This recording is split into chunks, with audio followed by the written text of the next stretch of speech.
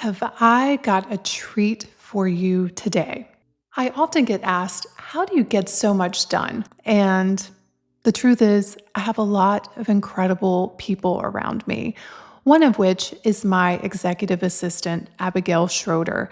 And I asked her to come onto the podcast to share some of her signature work habits. So get ready to learn and be inspired and to meet my assistant. Let's dive in. Welcome to the School of Self-Image, where personal development meets style. Here's your hostess, Master Life Coach, Tonya Leigh. Hello, friends, and welcome back to another episode of the podcast. I am so looking forward to today's episode because I have a very special guest for you. You know, one of the questions that I often get asked is like, how do you get so much done? And I just have to tell you, I don't do it alone. I have a really great team around me. And one of those people happens to be my executive assistant, who I discovered almost, has it been a year and a half? A little over a year and a half ago. Yeah. And I remember putting an ad out on Indeed, not knowing what I was doing. And I got so many applicants. I think there was over 500 people that applied for this position. And there was one in particular that really stood out, and I'm so happy I really honored my intuition and welcomed Abigail Schroeder to the team. And she is here with us today to share her signature work habits. So welcome, Abigail. I'm so happy to have you on the podcast. Thank you so much for having me. I'm excited to be here and talk about signature work habits with you. Yeah. So I think before we get into talking about signature work habits, I think one of the questions that people are always intrigued about is, what does an assistant do? I would love to hear just your take on what you do because it is a lot. You do a lot, not only for me, but for the company. So can you just give us an overview of what you do, what your day looks like, which I don't think you have any one day that looks the same, but just tell us all the things about your role as an assistant. Yeah. Like you said, no day is the same. I touch a lot of different facets of your life and the company. I think a good visual would be to mention, I don't even really remember where it came from, but you started calling me your second brain when you introduced me to people. Do you remember where that came from? Yes, it just came from my brain. I'm like, oh, she is my second brain. And I feel like that's a really good visual because I would say I'm probably involved in, I don't know, 80% of your business and personal life, probably more than that, honestly. And that doesn't mean I'm doing all the same things as you. It's more so if you're involved in something, I am there alongside of you in some way, shape, or form. To talk about some specific tasks, I fall into a couple different categories. So like you said, no days are the same, but I tend to fall into a personal assistant category of helping with travel arrangements, small errands, financial support, appointment management. And then in my executive assistant category, task-wise, is calendar management, communication with the team, liaising, task review, email management, researching things up front, event planning, really, you name it there. And then there's also the like HR, finance, compliance department, like employee relations, record management, benefit administration. I have a lot of different roles. I think a helpful picture to paint would be to talk about my goals that I have that really shape my tasks. And I would say my two main goals in my role is to optimize your time and to support the overall vision you have for the company. And so that can look like in your personal life, doing your travel arrangements isn't just an administrative task. For me, I take it on as anything that I am supporting you for over here is where you can spend more time in the company focusing on your zone of genius, which is like the content creation and visionary side of things that you excel at, which saves you time. So that's what that optimization piece and goal comes in. And then I'd say the overall vision piece at times is when I use it as a decision filter. So your goal for the company comes into play with our core values. Am I allowed to share those? I know we haven't really shared them. Yeah, let's do Okay. it. Which are joyful hustle, uh, elevated simplicity, and mindful excellence. And so I use those often when making a decision or executing a task. And I ask myself, either am I myself exhibiting all of these things when I'm doing this task, or are we as a company able to accomplish this project or task with those core values in mind? And so I would say those two things, optimizing your time and executing your vision through core values, are my main goals that drive my tasks. Yeah. And as you're talking, I'm just thinking about the amount of time that you have saved me, which has allowed me to work on these other things, such as serving clients, creating content, thinking about the team, thinking about where we're going. But I also just want to honor you because one of the things that you've brought into my life is being my guardrail, quite honestly, because I am a 7 on the Enneagram. I am a quick start on the Colby. I am a visionary. And so you put that all together, and I'm the one that shows up and I'm like, hey, let's do this, let's do that. And you're always the one to say, okay, this sounds amazing. And let's really think it through. What's going to be the consequence? Can we do it well?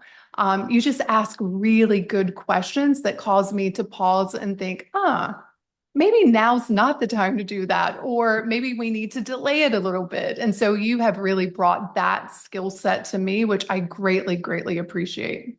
Yeah, well, and you teach that in the membership with the 4Ds, and I feel like we do that a lot together Mhm. with talking through our projects and the company and walking through that. Have you spoken about that on the podcast before? I think I have, but we've added an extra D. So should we go over those real quick so Yeah, people let's know do what we're that. talking about? Yeah. Do you want to share or should I? You can share. Be great.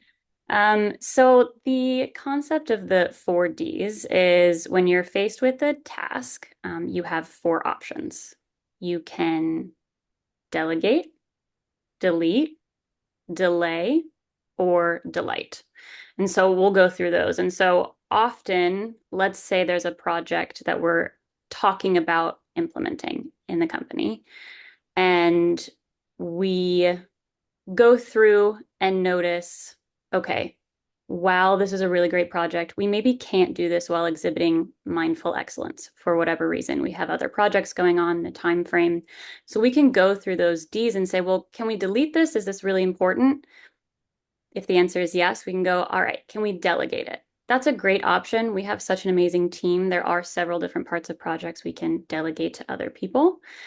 But sometimes everyone has a lot on their plate. And so number three would be delay. And so that is moving it to a different time frame.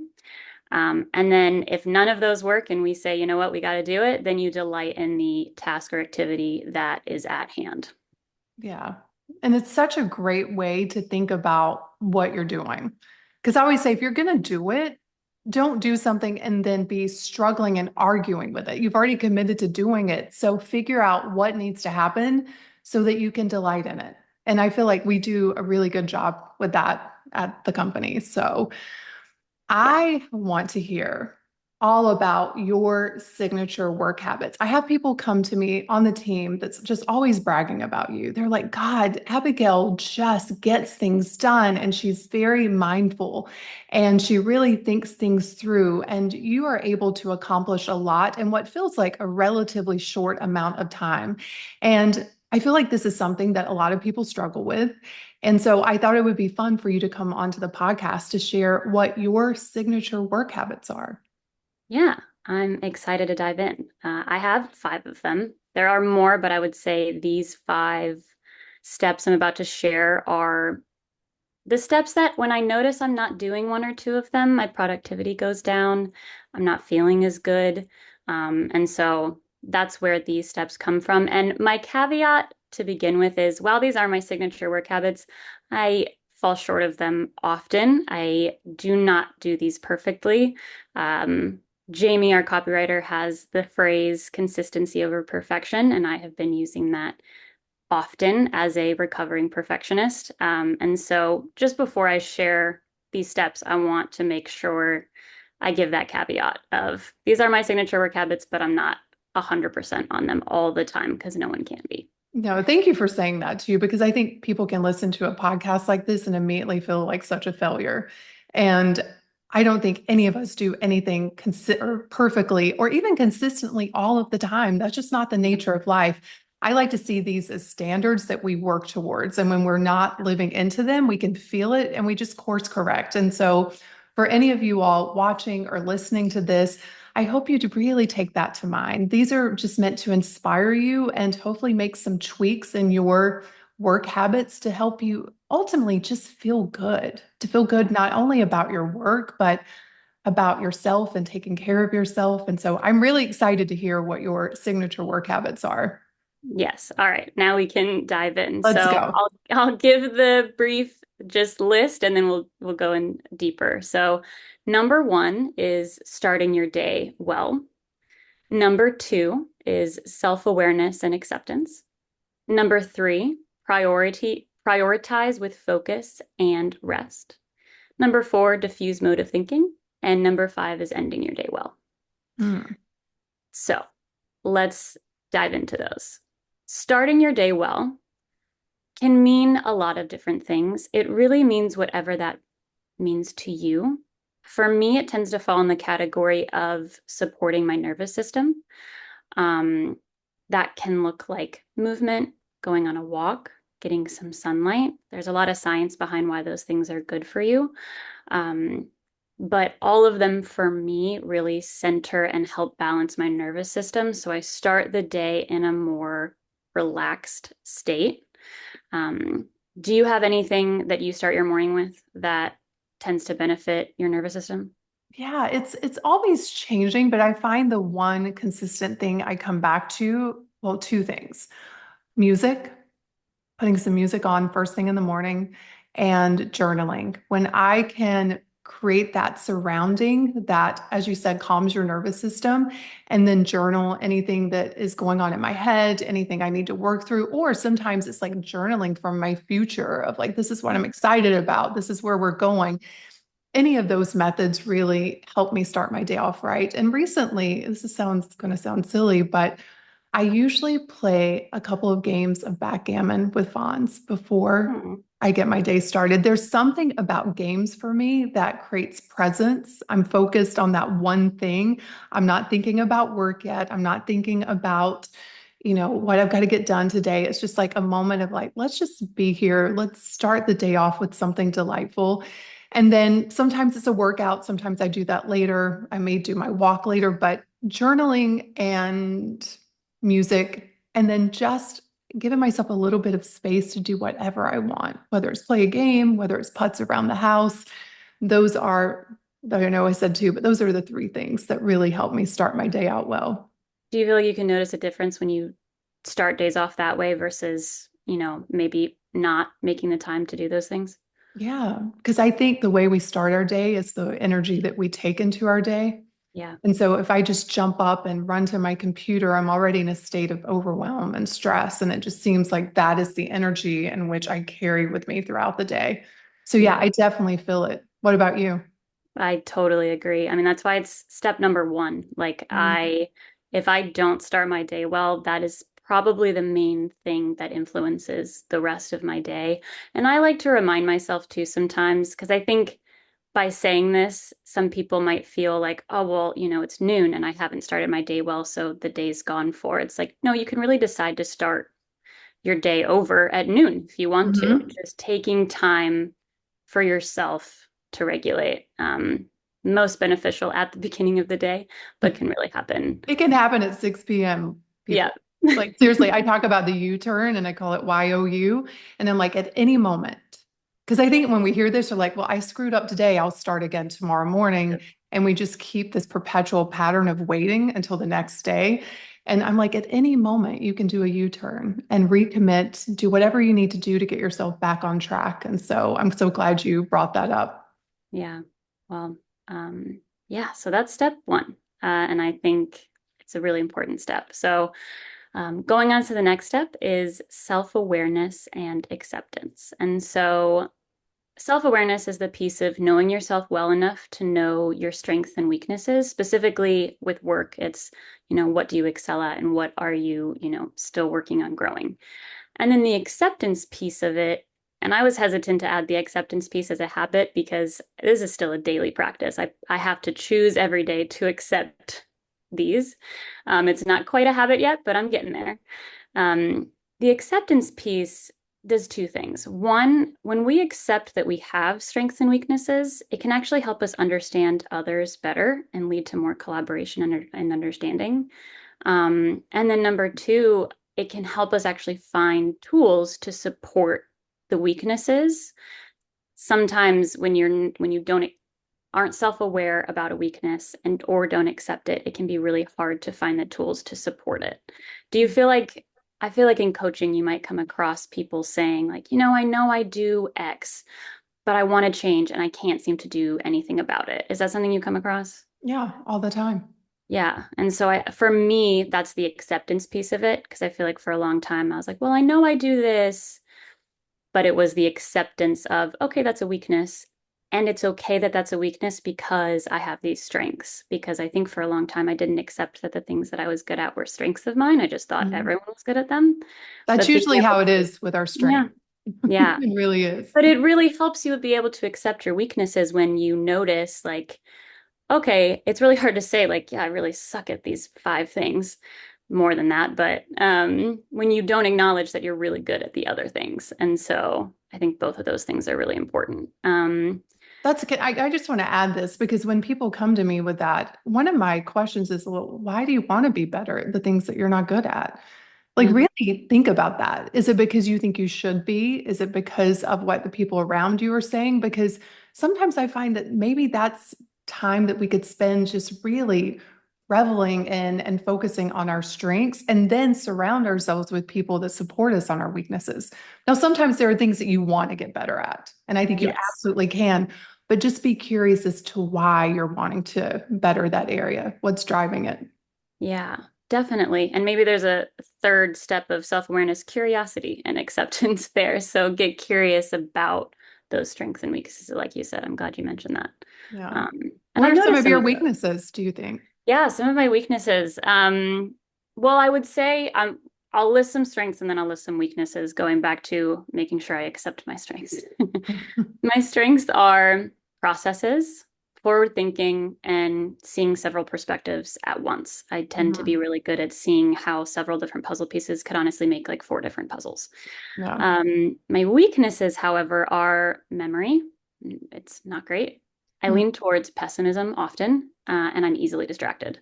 Mm. And so it took me accepting those things to be able to find some tools, and I'm happy to share those in case anyone relates to these weaknesses with me. I'm sure you're the only person who is not easily distracted or is easily distracted. No, I think this is something that a lot of people struggle with, myself included. Yeah. So please share with us all the tools. Yeah. So, number one, I would say my main tool for my memory specifically is I write everything down. Any task I ever have to complete, no matter how long or how short it's going to take me, I write it down and I put it into one place. So for a while, I was getting, and I think a lot of people can relate to this, I'll get a notification on Slack or Messenger, and I'd get an email and I would get a text, and I'd have all these things written in different places of things I needed to do, but it wasn't housed in a location that was easy for me to look at. And so, or I would easily forget to look somewhere. And so my system has been put everything in our project management system. We call it Asana or Asana, as some of us call it. Um, and I make a due date for myself. That way I have to look at it and I have to remember, but I don't have to remember, right? My memory is not my strength. And Mhm. so my project management system can remember it for me. Yeah. I actually realized this was a huge anxiety reliever and a distraction reliever. So another one of my weaknesses is easily distracted actually came back to my memory because I would be working on something. My brain would be like, hey, you're not great at remembering. Let's remember this other task. And I'd be like, thanks, I got it. And then 10 minutes later, I'd be like, hey, you're not great at remembering. let's think of this task, and it would distract me from something else that took priority. And so writing it down, putting it somewhere to house for me, I think of asana as my second brain because that Mm. is just where everything that was in my head can live, and I know it'll come back up, and I trust that I'll get it done and it'll help me. Um, that's my main one for my memory. That's like an extra signature work habit, actually. That's so good. Probably, yeah. Yeah, like just right. Because I agree with you. I think when we have so much coming at us every day, and our brains are so overwhelmed with content and to-dos, it can create this underlying just anxiety throughout our lives because we're so afraid of dropping the ball. But if you Yeah, write it down, you know it's taken care of. You know it's there. You know it's not going to slip your memory. And so that's a really good one. And we use Asana, but there are many different ways that you can for sure. keep track of your brain so that you don't forget those things that are really important. Yeah, for exactly. And I don't know about you, but for a long time, I would like write something down somewhere or write it down in four different places, and then I'd never look at that piece of paper again.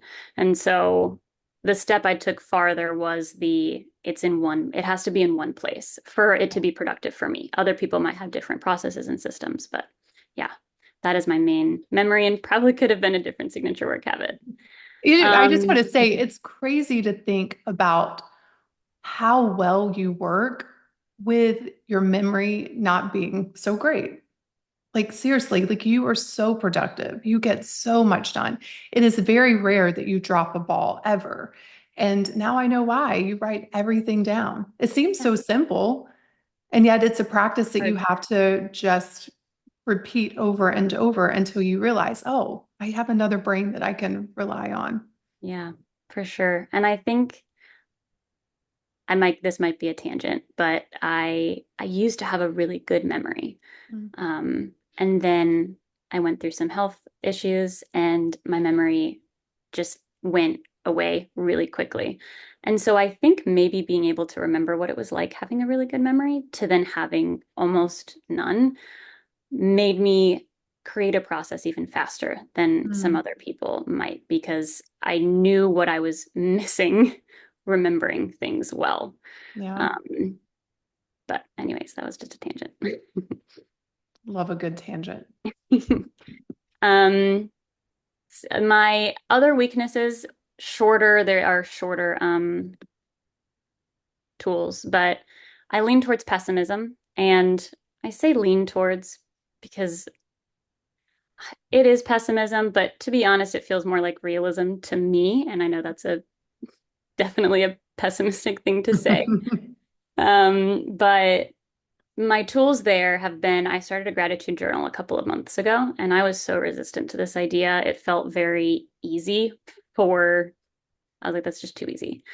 Um, but it's really helped shift my perspective on things that one of my strengths is forward thinking and being able to see a lot of different puzzle pieces and perspectives.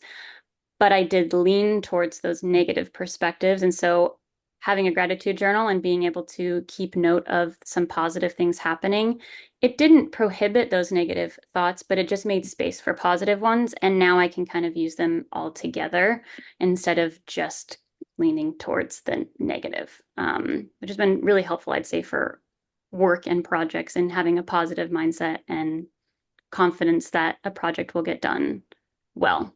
Yeah. Yeah. And then the third one, which is I'm easily distracted. We actually aren't going to talk about the tools right now because my next step is actually how is the entire tool basically for my weakness here. Before I get into that, do you have any strengths or weaknesses you want to talk about and Well, some tools that so many of both. I think for me, I think my biggest strength is my visionary aspect, being able to really see and know where I want to go. I think my biggest weakness is my impulsivity. I'm like, I'm full of ideas and I want to do everything like yesterday. And I'm sure that's very overwhelming to the team.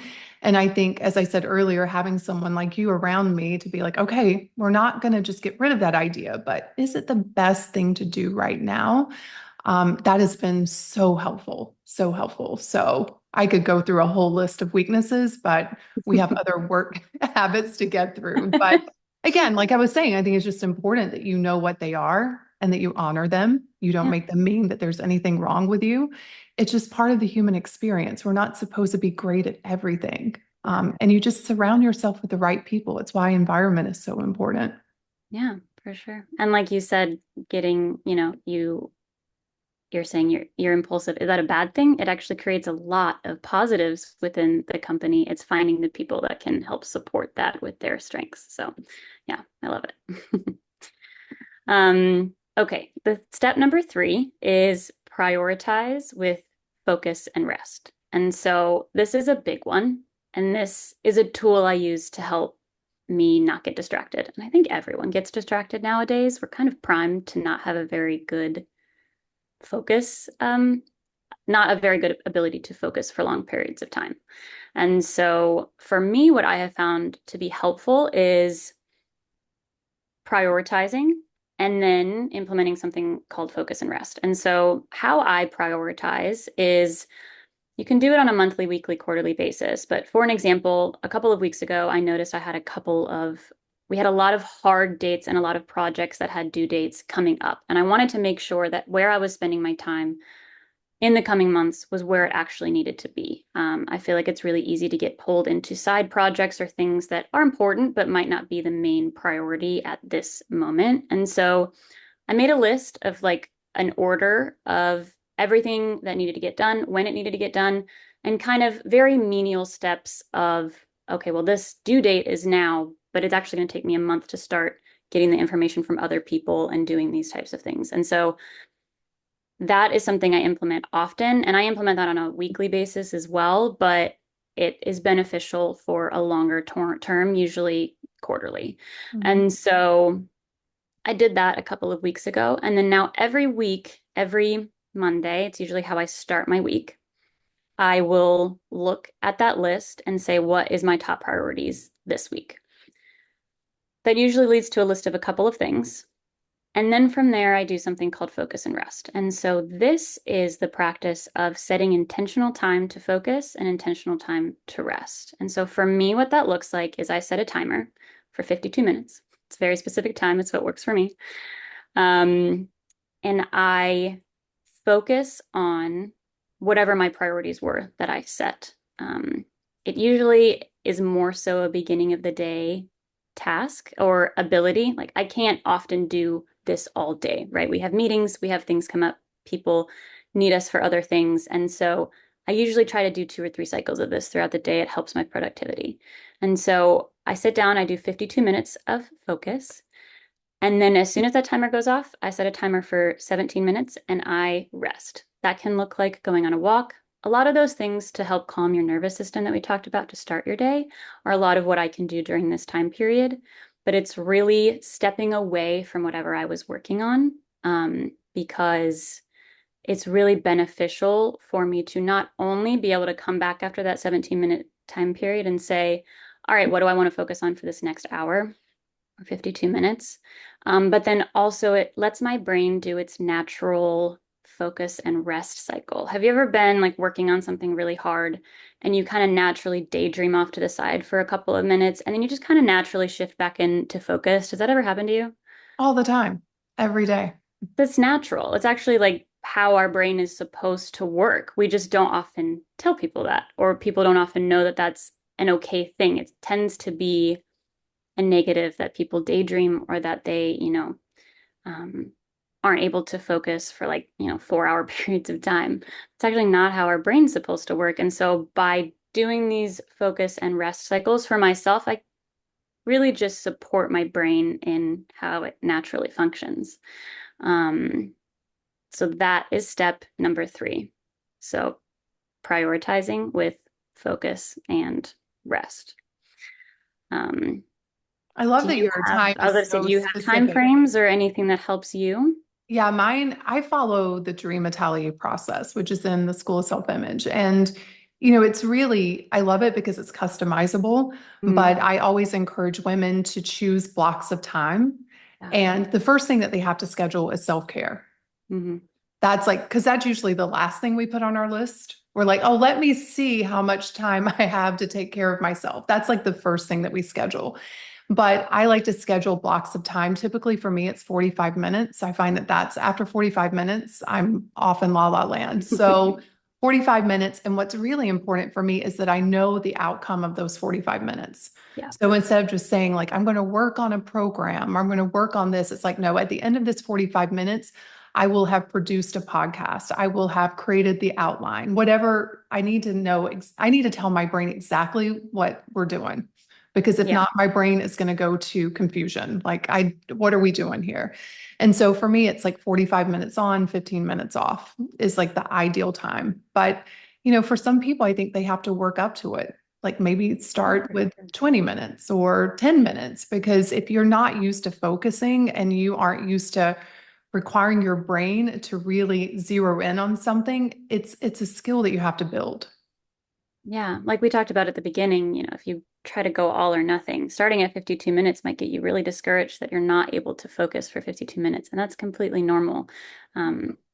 It's normal for your brain not to be able to focus, and you just have to work up to it. You wouldn't expect yourself to be able to, run a marathon without training for it, And so we have to treat our brain the same way. Yeah, we have to love our brains. We have to love our brains. And going on to the next step, it kind of blends together with this one. But step 4 is called diffuse mode of thinking, or incubation theory of psychology. And this is the theory that when you step away from a challenge or a task and actually don't think about it intentionally for a while, it can really actually help you see new perspectives and be able to solve the problem in a way you really wouldn't have been able to focusing on it so intently.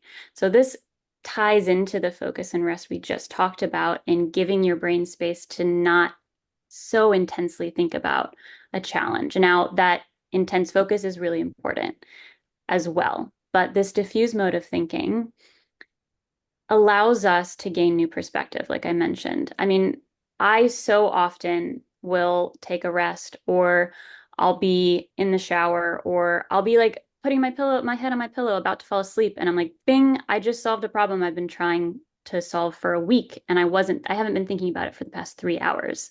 Those things happen all the time for me, and so diffuse mode of thinking is really important to my work process. I'll take it a step further. For me, it's not only those 17 minutes of rest, it's also when I'm given a project, I probably would allot 60% of the time I'm given to completing it and 40% to refinement. And that 40% is where I use more of the diffuse mode of thinking. So let's say you give me a project on Monday and say, hey, I need this by next Monday. I have a week. In my brain, I actually set the due date as Wednesday or Thursday for me to have completed the task. That way, my brain has Thursday and Friday to really spend time in the background thinking about it. I notice I create such more high quality work when I'm able to take space away from it for a while.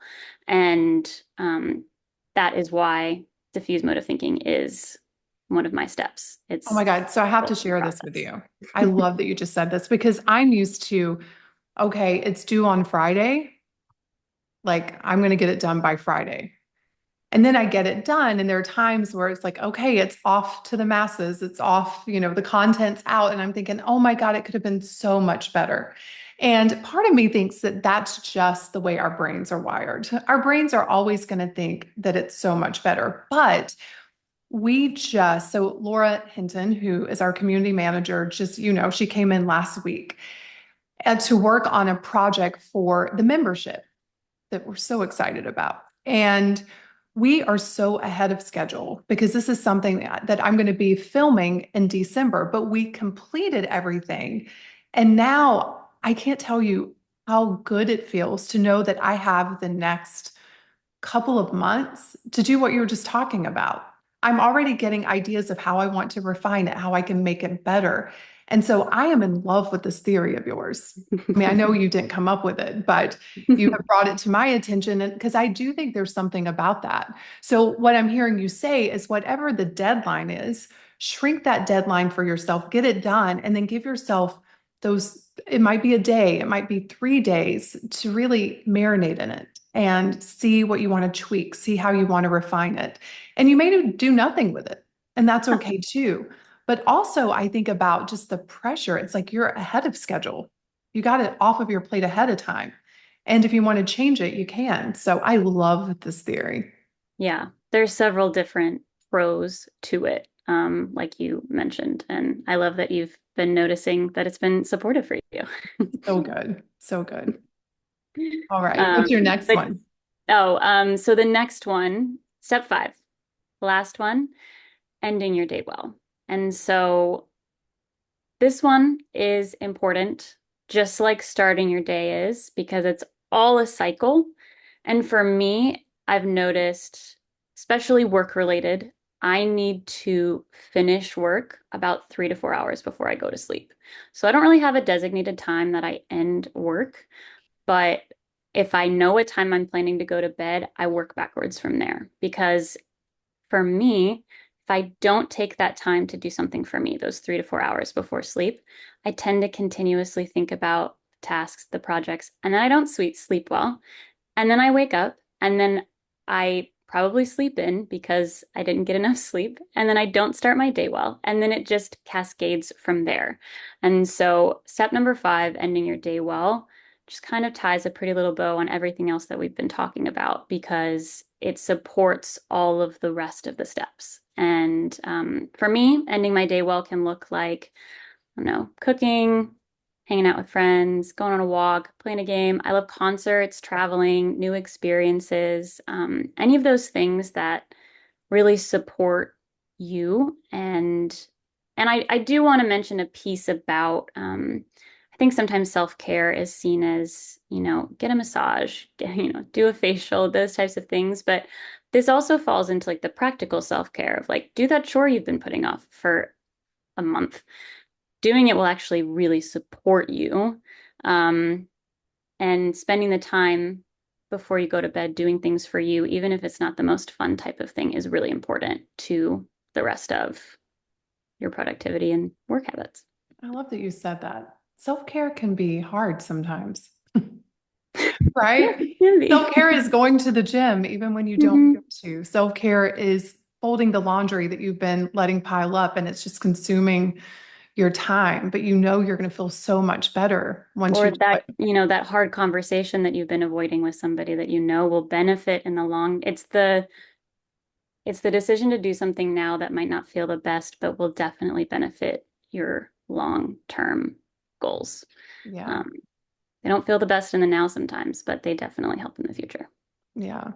So what would you say can you go over them again? Start Yep. your day So those well. 5 steps. So starting your day well, self-awareness and acceptance, prioritize with focus and rest, diffuse mode of thinking, and ending your day well. So out of all of those 5, which would you say is the most important that's had the biggest impact on your work life? A big fan of everything blends together, but I will answer the best way I can. I would probably say the prioritize with focus and rest. Like if I had to start with one, that would probably be it. If I'm being honest, the reason I started focus and rest was because I was noticing at the end of the day, my brain's capacity to really do anything was 0. I couldn't focus. I couldn't really regulate my emotions. I was getting really irritated and frustrated about things that didn't really warrant it. And someone mentioned to me, like, hey, maybe you should rest a little bit more throughout the day, maybe a little bit. And I started to implement that on a very small scale, and it was so supportive to my ability to show up for myself, to show up for work. It's counterintuitive that you rest and you're not spending time working, right? I think we have a lot to do. Let's do everything we can with the time we have. But resting actually makes those 52 minutes so much more productive and beneficial. So I'd say that one probably.